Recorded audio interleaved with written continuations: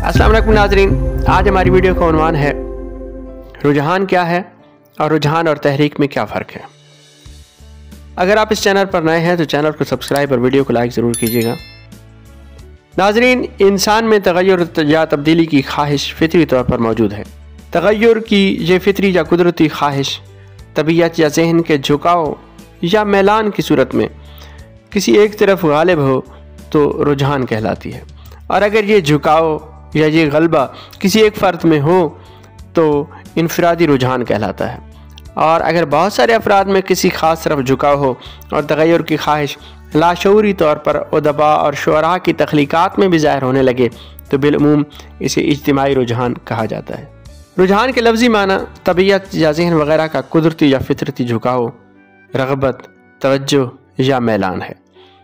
जब किसी फ़िक्र या हयात के मुतल्लिक़ एक या एक से ज़्यादा अफराद एक ही अंदाज़ से सोचने और लिखने लग जाते हैं तो वो रुझान कहलाता है।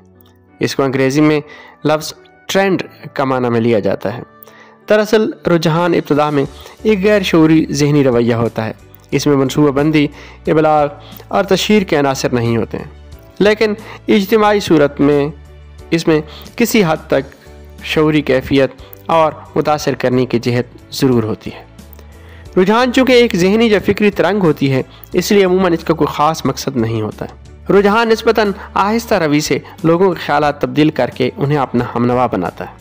रुझान बाज़ औक़ात किसी ख़ास फ़िक्र की बजाय हालात के तकाज़े के तौर पर भी जन्म लेता है।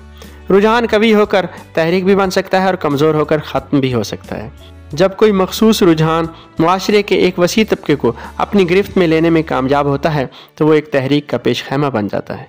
तहरीक हरकत से है और ये जमूद और ठहराव के मुतज़ाद है, क्योंकि जमूद एक ठहरी हुई हालत को और कैफियत को कहते हैं। जब जमूद की ये हालत अपनी इंतहा को पहुंचकर तहरुक और बरअंगेख्त का अमल कबूल करने के लिए तैयार होती है तो मुहर्रिक अमल करता है और तहरीक वजूद में आती है। तहरीक के पस मंज़र में कोई न कोई मुहर्रिक ज़रूर होता है, और इंसानी फितरत में तगय्युर या तब्दीली की ख्वाहिश बज़ात खुद एक बड़ा मुहर्रिक है। तहरीक इस फितरी ख्वाहिश को तकमील का रास्ता दिखाती हुई इंसानी ज़हन को आसूदगी फराहम करती है। तहरीक के माने में हरकत यानी कोशिश और जद्दोजहद शामिल है। तहरीक में भरपूर शऊरी कोशिश शामिल होती है। आइए रुझान और तहरीक में चंद बुनियादी फ़र्क देखते हैं। नंबर 1, रुझान अमूमी तौर पर मख्फी, बेनाम और बेसूरत होता है, जबकि तहरीक के खरखाल वाज़ेह होते हैं और ये खुद को ज़ाहिर करती है। नंबर 2, रुझान माशरे में बेसमत होता है, जबकि तहरीक मरबूत और ख़ास समत में रवां होती है। नंबर 3, उमर रुझान का कोई मकसद नहीं होता, जबकि तहरीक में कोई सियासी, समाजी या अदबी गरज भी होती है। नंबर 4, रुझान का ताल्लुक मनसूबाबंदी, इबलाग और तशहीर से नहीं होता है, जबकि तहरीक का ताल्लुक मखसूस फ़िक्र या अदबी रवैये की इबलाग और तशहीर से होता है। रुझान महज एक ख्याल की तरफ रहनुमाई करता है, जबकि तहरीक लोगों को एक नज़रिए या ख्याल से मजबूती से जोड़े रखती है। तहरीक के लिए एक कायद, दस्तूरुल अमल और मकसद की मौजूदगी ज़रूरी होती है। इसमें तबलीग, जद्दोजहद और शऊरी कोशिश का ख़ास दखल होता है। रुझान एक तगय्युर के लिए ज़मीन हमवार करता है, जबकि तहरीक उस तगय्युर की तकमील के लिए कोशिश करती है और कामयाबी के समरात भी हासिल करती है।